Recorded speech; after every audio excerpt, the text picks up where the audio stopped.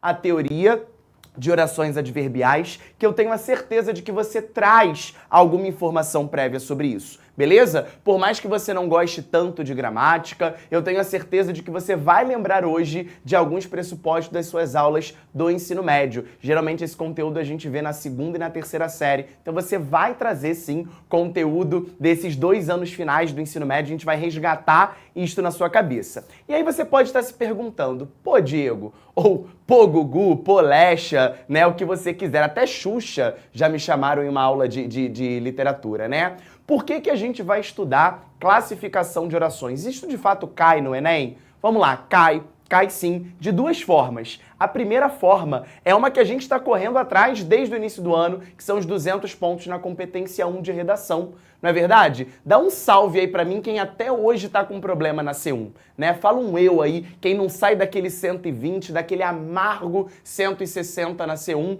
Não é verdade? A competência 1 de redação, às vezes a gramática é o que faz uma barreira para você chegar à nota 1000. Muitos de vocês, com quem tive a oportunidade de conversar, né, ao longo desse ano letivo, conversaram comigo que a nível de estrutura, a nível de repertório sociocultural, coesão, coerência, proposta de intervenção, vem o gabarito em todas as competências, mas geralmente na competência 1 você ainda não atinge a perfeição, não é verdade? E muita gente acaba entendendo equivocadamente essa competência 1, achando que é para você colocar para lá, a galera já tá no eu ali coletivo, né? Realmente essa C1, infelizmente, é uma barreira. E muita gente acha que C1 é você colocar uma palavra bonita, né, uma palavra diferente para você conquistar a banca corretora, para você impressionar a banca corretora, e não tem nada a ver. O que a gente preza na competência 1 é exatamente o seu alinhamento com a norma padrão da língua portuguesa. Então as aulas de língua portuguesa aqui no ProEnem, elas servem, evidentemente, para você revisitar, conhecer, aprimorar os seus conhecimentos linguísticos, mas também te dá um direcionamento legal para a prova de redação, certo? E hoje eu já te adianto que o 1000zão vai pintar aqui. Lembra disso? Quando o 1000 aparece, é uma dica de redação que a gente vai te dar. Em um momento específico da sua redação, as orações adverbiais são cruciais para você atingir a perfeição tanto na C1 como na C5. Então já te adianto que essa estrutura adverbial, ela vai te ajudar exatamente lá na competência 5, na proposta de intervenção, beleza? E já você vai entender o porquê. Agora, na questão mesmo, na prova de linguagens, haverá questão de classificação de oração? Gente, eu sempre respondo o seguinte: pro Enem, a gente tem que estar preparado para tudo, porque há uma habilidade, uma competência que fala exatamente que a prova de linguagens perpassa a linguagem padrão, a norma culta. Então a gente precisa ser conhecedor da gramática de norma culta em língua portuguesa.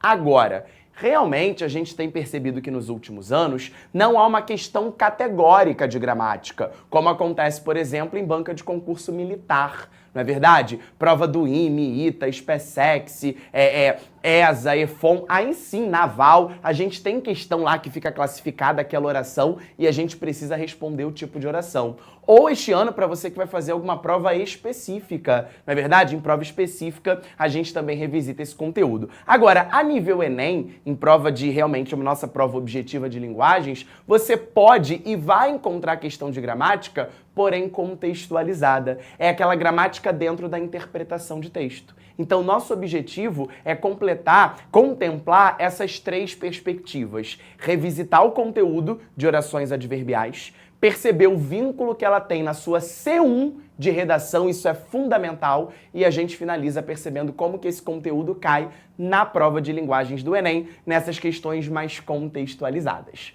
Beleza? Sejam todos muito bem-vindos. Como sempre, tudo preparado com muito amor, com muito carinho, para a gente atingir o nosso objetivo e lacrar na prova do Enem. Bom, então vamos começar tirando essa ideia, né, de que você não sabe classificar orações, que você não sabe gramática. Todas as vezes que a gente começa uma aula, né, de função sintática, de crase, de vírgula, de regência, parece que o aluno entra num mundo, né, à parte. Não é verdade? Às vezes você tem um receio, porque no fundo, você sabe que você erra o uso da vírgula, que você se equivoca no uso da crase, que na hora de construir os seus períodos você se equivoca justamente por não conhecer essas denominações, essas funções da classificação de orações. Então o objetivo da aula de hoje, primeiro, é que você tire esse fantasma. A gente precisa desses 200 pontos em C1. Lembra que para você gabaritar gramática, você nem precisa saber o tema de redação. É só você estar alinhado, né, com as categorias gramaticais da língua portuguesa. Então a gente ainda tem, parece que está muito perto, né, faltando ali 30 e poucos dias, aproximadamente um mês para a prova, parece que está muito perto, mas a gente ainda tem um mês inteiro de oportunidades para consertar, revisitar exatamente os nossos maiores medos, os nossos maiores desafios, e eu te convido a repensar a gramática sob essa ótica. Beleza? Vamos começar então, galera, fazendo um panorama dessas orações. Como é que de fato as orações se classificam dentro da língua portuguesa? Vamos lá. Primeiro de tudo, a gente tem que saber o que é de fato uma oração. Não adianta a gente entender a classificação das adverbiais se você travou e não sabe o que é uma oração. Uma oração vai ser uma parte de um período que eu vou contar a partir de um verbo. Então, um verbo, beleza? Um verbo indicando ação, fenômeno da natureza, estado, mudança de estado. A partir dele surge uma oração. Tudo bem? Então, uma oração é exatamente um sintagma, né? Uma parte de um período em que eu vou ter concentrado nele um verbo. E a partir desse verbo, eu vou ter o entendimento deste período. Tudo bem? Essa oração, ela vai se subdividir em dois grandes grupos. O grupo das orações subordinadas e o grupo das orações coordenadas. E esse é mais um degrauzinho que a gente precisa subir para contemplar exatamente um jeito interessante de entender orações. Veja bem, subordinada. Subordinada vem de subordinação. Então eu vou perceber que entre duas orações há uma relação de dependência. Tudo bem? Lembra disso, subordinada? O que é uma pessoa subordinada a outra? É uma pessoa que depende da outra. Você provavelmente é subordinado aos seus pais, ou você é subordinado a alguém que está com você, que cuida de você, que mora com você. Na verdade, a gente não consegue viver em sociedade de forma independente. É muito difícil a gente viver de forma independente. A gente sempre depende de pessoas, a gente depende de situações. Uma oração na língua portuguesa também. Quando eu digo que uma oração é subordinada, é porque ela depende de outra para existir. E essa dependência é a nível sintático, beleza? Porque muitas vezes você acaba atropelando o caminho. E aí você acha, ué, mas essa oração só faz sentido por conta daquela. Aí você está pensando numa dependência semântica. E um texto inteiro, ele depende de todas as partes semanticamente falando. Então não olhe por esse lado de fazer ou não sentido, e sim a relação sintática entre essas orações. Ela é subordinada. Agora, se a gente percebe que uma oração não desempenha nenhuma função sintática em outra, aí sim elas serão independentes e, portanto, coordenadas. Tudo bem? Essa oração subordinada, ela se divide em três grandes grupos. O primeiro que vocês já viram foram as substantivas. Qual é o bizu para você lembrar de oração substantiva? Ela desempenha uma função sintática típica de um substantivo. Então a gente tem aqui uma função de sujeito, objeto direto, objeto indireto, complemento nominal, predicativo, aposto e agente da passiva. Isso já foi visto por vocês. A segunda é a oração subordinada adjetiva, a mais fácil de todas, porque ela é sempre introduzida pelo pronome relativo e você consegue equiparar a diferença pela presença ou ausência de vírgulas. A que tem vírgula é a explicativa, a sem vírgula é a restritiva. Isso vocês também já estudaram. Na aula de hoje, a gente vai concentrar as nossas atenções para a oração subordinada adverbial, que é aquela, galera, que vai conter um conectivo, tudo bem? Uma palavra que vai servir como uma função circunstancial de um advérbio. E o que seria uma função circunstancial? É exatamente a função que esse termo introduz dentro de uma oração. A gente vai ver que pode ser uma relação de causa, comparação, concessão, condição, conformidade, consequência, finalidade, proporcionalidade, tempo, modo e lugar. Esse é o objetivo da nossa aula de hoje. Tudo bem? E ainda há o grupo das coordenadas, que vai se subdividir entre sindéticas e assindéticas. As sindéticas, com a presença do síndeto, com a presença do conectivo, podendo ser aditiva, adversativa, alternativa, conclusiva e explicativa, ou aquelas que não vão apresentar o síndeto, não vão apresentar o conectivo, que serão as assindéticas. Então eu vou chegar aqui para trás para você já dar um printzaço nesse esquema, porque ele te ajuda demais na questão da classificação dessas orações. Salva essa imagem no teu coração, salva essa imagem no seu celular, nos seus arquivos do computador, porque você consegue ter um panorama geral, uma visão 360 dos tipos de oração. Beleza? Mas vamos lá, então nosso objetivo de hoje é entender que uma oração é uma parte do período que contém um verbo, vai ser subordinada porque apresenta uma relação de dependência com a oração principal e vai ser adverbial porque vai trazer a circunstância de um dos advérbios existentes na língua portuguesa. Vamos para a classificação? A gente vai começar organizando aqui o nosso rolê para você definir o que é uma oração adverbial.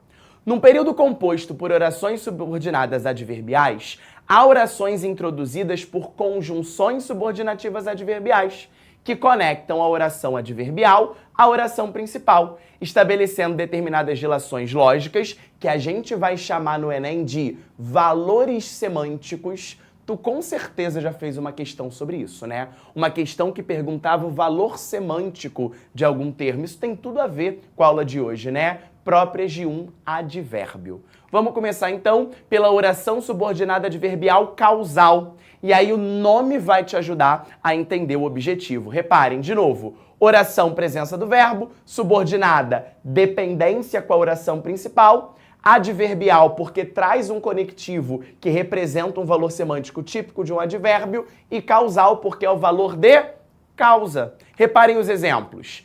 Caminhamos o resto do caminho a pé porque ficamos sem gasolina. Então reparem que a primeira oração ela é marcada pelo verbo caminhamos, beleza? Então, ó, caminhamos o resto do caminho a pé vai ser a minha oração principal. E dela nasce uma subordinada. Essa oração, porque ficamos sem gasolina, só existe, sintaticamente falando, porque esta oração principal existe. Por isso a relação de subordinação, beleza? Então esse porquê ficamos sem gasolina, eu vou classificar como uma oração subordinada adverbial causal, indicadora de causa. Olha o segundo exemplo. O tambor soa porque é oco. Reparem, o tambor soa, oração principal, porque é oco, oração subordinada adverbial causal. E aí, se você tem toque, como eu tenho toque pra tudo, gente. Minha casa é toda organizada, né? Sempre que eu tô assistindo a uma videoaula, porque eu assisto sim a videoaulas até hoje, né? Eu sempre quero anotar regras. E a língua portuguesa é feita de regras. Só que a gente sempre tem que pautar o seguinte, para toda regra tem uma exceção. E aí você já deve estar coçando a tua mão para escrever que esse porquê e esse porquê, sempre que aparecer o porquê vai ser ideia de causa. Não me faça isso, tá? Não me faça isso, porque aí você começa a entrar num panorama que não é típico da área de gramática. Em gramática a gente tem que aprender regra, mas a gente não pode achar que é uma regra exata.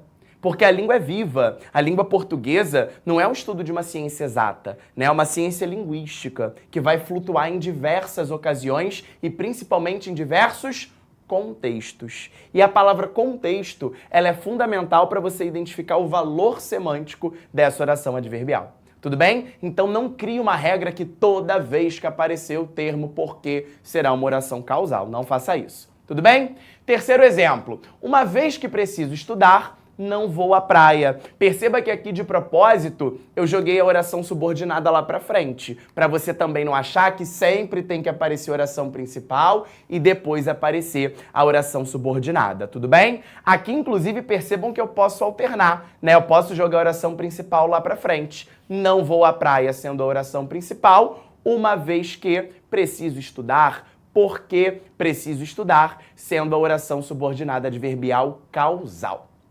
Tudo bem? Deixa eu ver aqui se já temos dúvidas. Jander, Gugu tem uma dinâmica maravilhosa. Meu amor, muito obrigado. Você é maravilhoso. Eu que agradeço, né, essa oportunidade de estar com vocês e ainda receber esse elogio, tá? Estamos mais do que juntos. Beleza? Vamos para a próxima? Então, causal, já findamos. Vamos à próxima, oração subordinada adverbial comparativa. Vejamos. Meu pai age como já agia meu avô. Aquele garoto trabalha como o pai trabalha, e Pedro deveria estudar tanto quanto se diverte. Se tiver algum Pedro aí na aula, foi meramente ilustrativo, tá, Pedro? Se houver um Pedro aí, tenho certeza da sua dedicação. É meramente ilustrativo que o seu nome apareceu aqui. Lindezas, mais uma vez, o nome da oração, a classificação da oração, tá te ajudando a entender o significado. Se é uma oração comparativa, eu preciso ver claramente a relação de comparação entre duas instâncias linguísticas. Vejam que na primeira eu comparo o pai com o avô, na segunda eu comparo o garoto com o pai, e na terceira eu comparo ações, a ação de estudar e a ação de se divertir. Beleza? Nas primeiras etapas eu tenho orações principais, e delas vão nascer as orações subordinadas adverbiais comparativas. E aqui você viu a presença do como nesse elemento comparativo e o tanto que também sendo um elemento comparativo. Beleza? E aí mais um problema. Você não vai poder achar que toda vez que aparecer o termo como, ele é comparativo. Inclusive, eu já te adianto que na hora da seleção de exercícios, eu selecionei 9 questões, tá? Para o nosso segundo tempo de aula. Eu coloquei uma questão em que esse termo como aparece em 3 contextos diferentes. E isso é cara de vestibular. A gente tem exatamente os termos ali sublinhados, destacados, e você ser capaz de depreender, de compreender o valor semântico desse termo em determinado contexto linguístico. Tudo bem? Vamos à próxima. Oração subordinada adverbial concessiva. Gente, essa é a queridíssima do vestibular, essa é a queridíssima dos concursos, tá? Geralmente, não estou dizendo sempre, mas geralmente, quando cai oração adverbial, cai a concessiva. O que é uma concessão, galera? Antes de vermos os exemplos, digamos que eu fale assim. Ainda que chova, embora chova, irei ao parque com minha avó.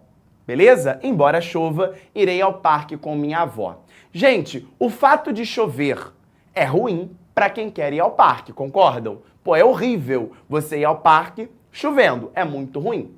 Mas a chuva me impede de ir ao parque? De forma alguma. Eu posso ir ao parque ainda que esteja chovendo. Eu posso ir ao parque embora, mesmo que, ainda que esteja chovendo. Então, é um fato negativo? É um fato negativo. Mas ele não é um fato impeditivo. Se ligou? Ele não me impede, ele é ruim, ele é negativo, mas ele não me impede de exercer a ação verbal. Por isso eu abro uma concessão. Beleza? Entendido dessa maneira? Eu abro uma concessão, é um fato negativo, mas ele não me impede de exercer a ação verbal. Tudo bem? Olha lá. Mesmo que chova, iremos à praia. Então, iremos à praia, mesmo que chova, iremos à praia, oração principal, mesmo que chova, oração subordinada adverbial consecutiva. Lembra sempre o bizu que eu te dei há uns 15 minutos, quando a gente começou a classificação das orações. A principal não tem operador argumentativo. E a subordinada, né, a adverbial, é a que aparece exatamente com um termo que serve como função circunstancial de advérbio. Tudo bem? Olha o próximo exemplo. O professor vestia-se bem, embora fosse pobre. Então, o professor vestia-se bem, oração principal, embora fosse pobre. Esse embora é típico de um elemento concessivo.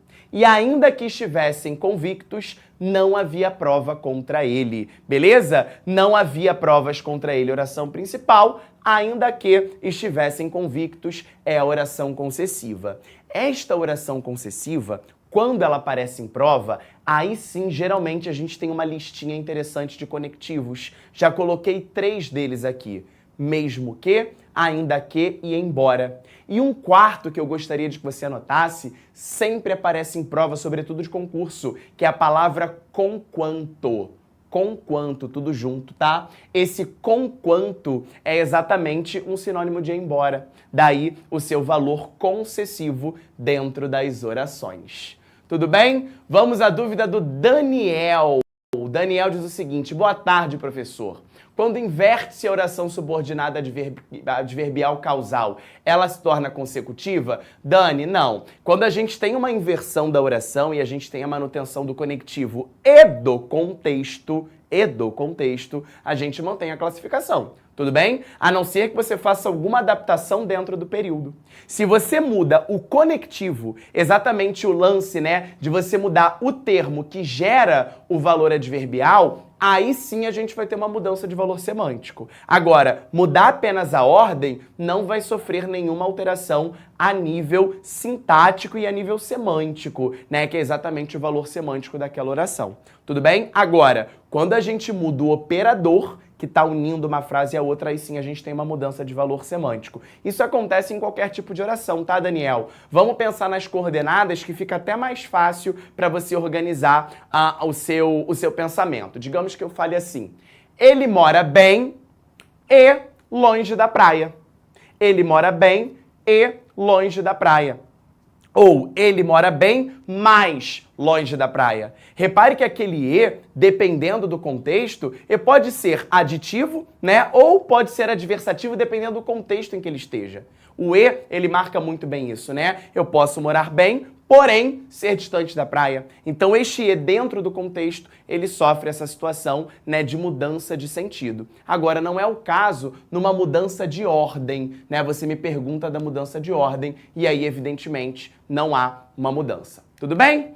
Vamos a condicional. Oração subordinada adverbial condicional. Gente, condicional tem a ver com condição. E todas as vezes que eu vou explicar isso para os meus alunos, eu resgato um conhecimento de língua inglesa. Não é verdade? Vocês aprendem isso com muita frequência em língua inglesa, inclusive as conditionals, né? As orações, não sei se minha pronúncia está certa, né? Mas eu lembro muito isso da época, né, da minha terceira série do ensino médio, que não tinha ProEnem ainda, né? Não tinha ProEnem, eu não fui um privilegiado em ter o ProEnem para me ajudar, mas eu lembro que minha professora de língua inglesa ficava o ano inteiro falando das orações condicionais. Aqui na língua portuguesa a mesma coisa. É uma condição para que a oração principal aconteça. Reparem, tudo vale a pena se a alma não é pequena.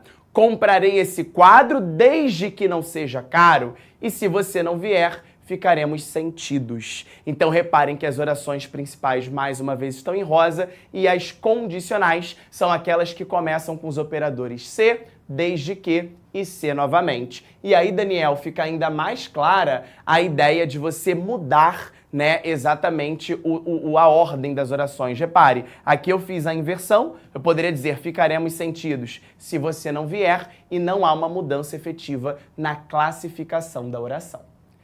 Tudo bem? Vamos que vamos. Próximo, oração subordinada adverbial conformativa.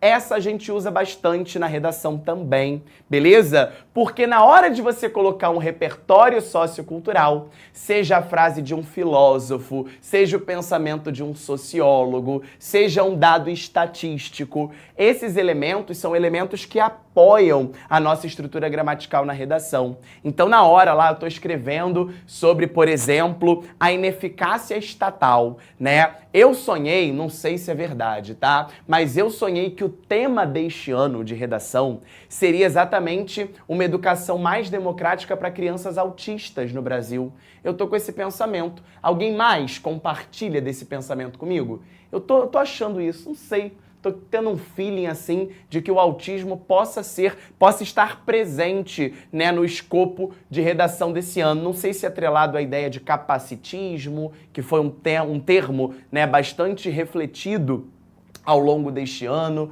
mas eu tô achando muito, tá, que a educação para crianças autistas, a inclusão de autistas pode ser o tema de redação. E aí, num pensamento, né, de um parágrafo, eu utilizaria como desenvolvimento 1 exatamente a ineficácia governamental, né? Com certeza a gente percebe a negligência governamental, o descaso estatal como primeiro pilar para esse argumento. E aí, na minha argumentação, para falar sobre o descaso governamental, eu gosto muito de um filósofo chamado Hegel, H-E-G-E-L, Hegel. E aí, na minha redação, eu diria: segundo Hegel, conforme Hegel, de acordo com Hegel, o Estado deve proteger seus filhos. É uma citação bacana para você levar para a redação, né? o Estado deve proteger seus filhos. Numa ideia clara de que, para Hegel, o Estado seria uma instância, né, exatamente não controladora necessariamente, mas aquela instância que conseguiria fazer com que o acesso a direitos e deveres chegasse, obviamente, a toda a população, inclusive para crianças autistas. Não é verdade? Então eu colocaria isso na minha redação. E aí eu preciso, né, me apoiar exatamente nessa relação conformativa para apresentar meu repertório sociocultural. Vamos ver aqui. Diretor, tem como você subir só um pouquinho? Que eu acho que alguém tinha feito uma pergunta legal, mas acabou subindo. Aqui, a Kira. Então, um tema pode cair novamente? Kira, não, né? Um tema nunca vai cair novamente, mas temas próximos podem aparecer sim, tá? A gente percebeu que no ano de 2021, o tema de redação falou sobre a invisibilidade social, a questão do registro civil. E um ano depois, né, no ano passado, veio o tema, evidentemente, desafios para a valorização de povos e comunidades tradicionais. Não são temas iguais, mas estão dentro do mesmo escopo, né? Nesse escopo de sociedade, nesse escopo de pessoas socialmente excluídas, pessoas em situação de invisibilidade social. E eu aposto, né, eu tenho essa ideia de que o tema está muito próximo desse escopo novamente. Por isso a minha aposta para a educação de crianças autistas. Um tema parecido caiu em 2020, que era o estigma associado a doenças mentais. Mas eu aposto que esse ano vai ser um tema mais específico, ou a ideia do capacitismo, ou a ideia do autismo. Mas não que isso seja um problema pra gente, porque se você tá ligado no ProEnem, você já tem estrutura e repertório para fazer qualquer tipo de redação. Não é verdade? Então vamos lá, vamos voltar à conformativa, porque ela serve como embasamento gramatical para a sua redação. Vejam, Xana deverá agir conforme combinamos. Fiz os exercícios como o professor pediu e digo essas coisas por alto, segundo as ouvi narrar. Então esses conectivos, conforme, como, segundo, de acordo com, são fundamentais para a concepção de conformidade, que é uma relação que você pode e deve usar na hora da apresentação do seu repertório sociocultural. Beleza? E aí, Kira falando que The Good Doctor é um bom repertório, é um repertório sensacional, atípico, um repertório sensacional. Não sei se vocês estão assistindo a 4ª temporada de Sex Education. A gente percebe que há uma personagem, né, que representa uma personagem surda, ela usa um aparelho, né? Inclusive tem uma cena do cinema que é bastante tocante, não vou dar spoiler, mas a própria série Sex Education, ela traz diversos temas que não são necessariamente sexuais, né, evidentemente falando, mas que são temas que a sociedade precisa lidar com eles com maior eficácia. Tem vários subtemas ali dentro que são importantíssimos e, por que não, repertório para redação, tá? É uma série bem legal mesmo. Vamos lá! Oração subordinada adverbial consecutiva. Galera, consecutiva vem de consequência, beleza? Olha lá os exemplos. Marcelo riu tanto que se engasgou. Comeu tanto que passou mal. Ontem estive doente, de sorte que não saí. Então a gente percebe que uma causa dentro da oração principal, beleza? Desencadeia uma consequência presente na oração subordinada adverbial. Beleza? Então, rir foi a causa de se engasgar. Comer tanto foi a causa de passar mal e estar doente foi a causa de não sair. E aí você consegue ver bem esta relação de uma causa estar presente na oração principal e uma consequência estar atrelada à oração subordinada adverbial. Beleza? Proporcional. A proporcional a gente lembra de uma relação lá da matemática de proporcionalidade.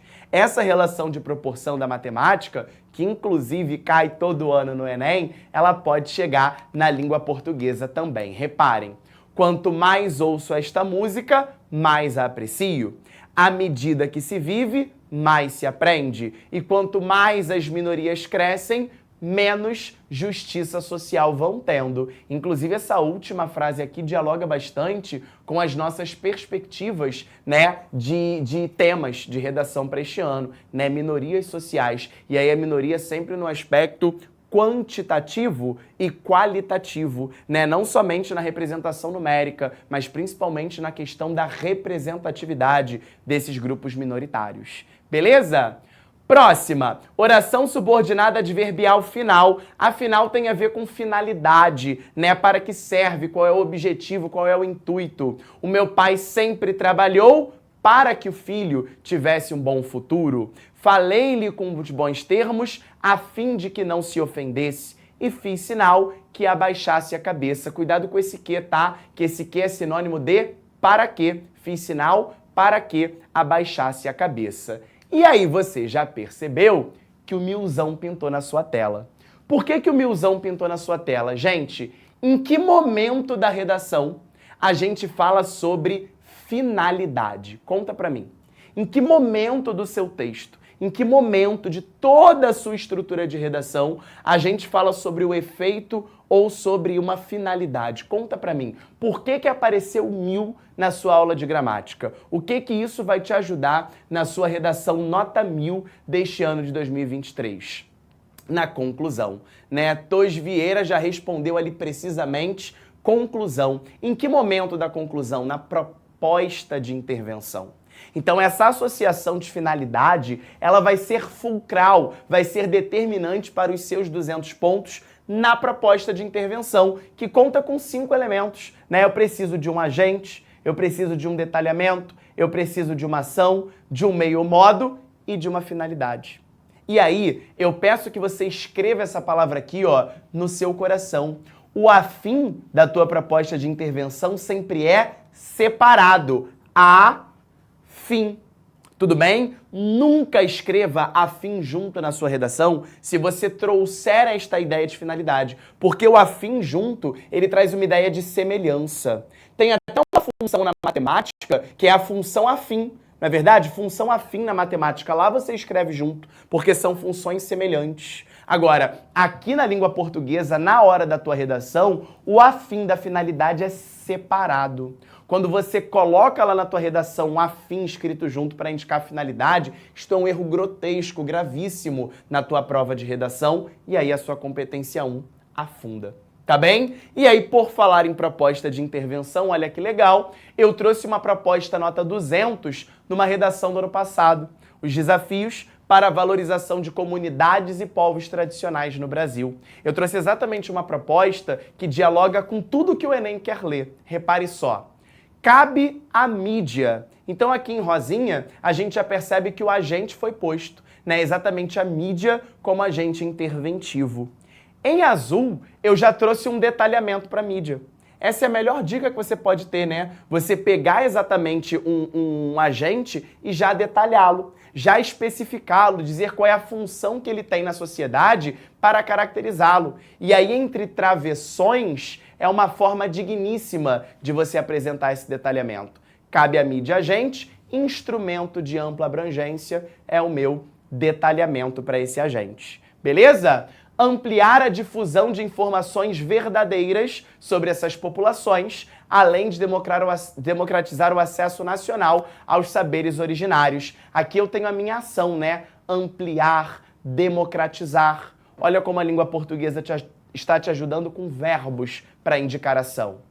Por intermédio, meio modo, de ficções engajadas, olha que lindo, ficções engajadas verossímeis à precariedade enfrentada por aldeamentos autóctones e que retratem seus costumes e suas culturas. Galera, meio ou modo é uma ficção engajada. O que é uma ficção engajada? É um sex education da vida, né? Eu tenho exatamente uma série televisiva, um filme, que fale de um tema sério e que realmente traga seriedade para essa série, né? Para que não fique exatamente um estereótipo, para que não fique algo clichê, algo estigmatizado. Então eu trago a realidade. Olha aqui, ó, ficções engajadas verossímeis.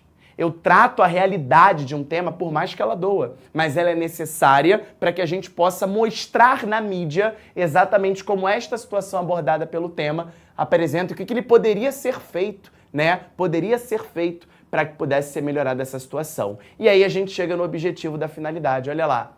A fim de, olha o afim separado, a fim de comover a sociedade com a falta de representatividade desse setor social, além de demonstrar a sua importância. Então a finalidade está aqui. E olha a língua portuguesa te ajudando na construção de cada um desses elementos, né? O cabe para indicar o agente, o uso dos travessões para indicar o detalhamento deste agente, o verbo para indicar a ação, o por intermédio de, por meio de, a partir de, para indicar meio e modo, e o a fim de, esse a fim separado, para indicar finalidade. Beleza? Essa proposta é maravilhosa porque ela mostra como que a mídia pode atuar sendo um agente interventivo na sua redação.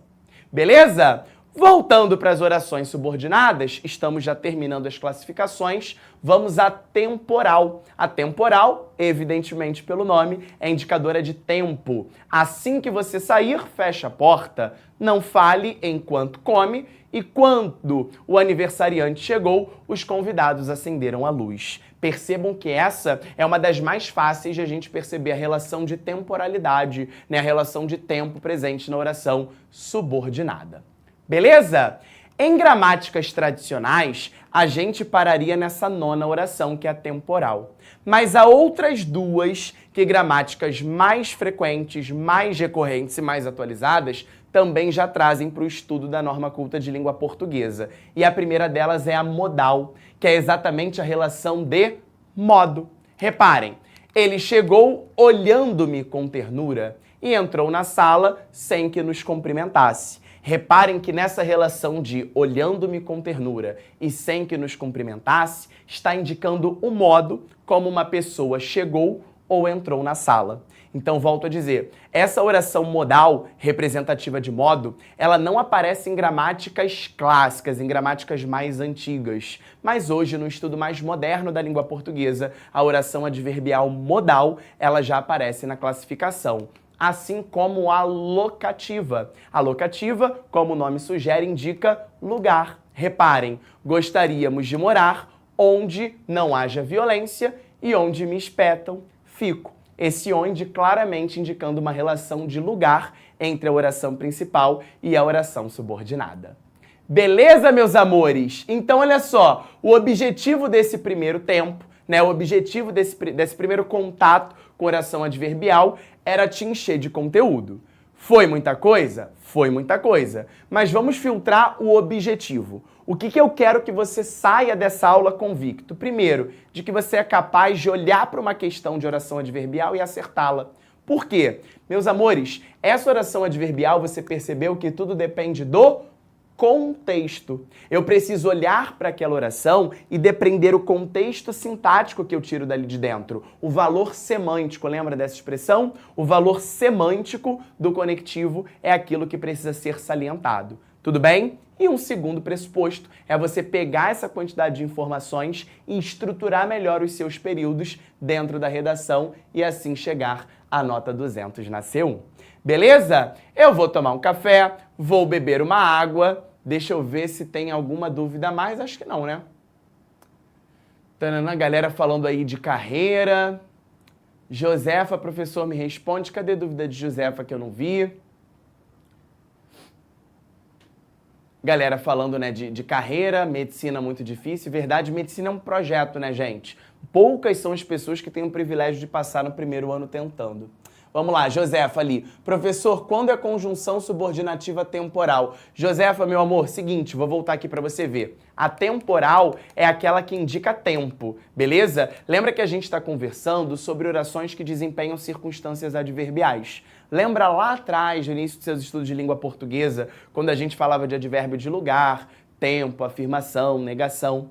A oração será adverbial temporal quando você perceber uma relação de tempo exatamente nessas orações. Repare, assim que, enquanto, quando. Então essa relação de tempo é marcada pela oração temporal.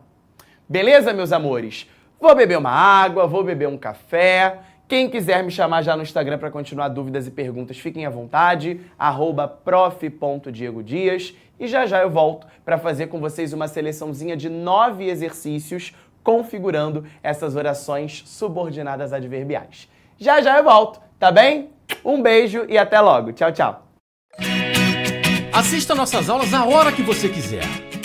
Vem com o Pro, o cursinho online que mais aprova no Enem. Assine em proenem.com.br.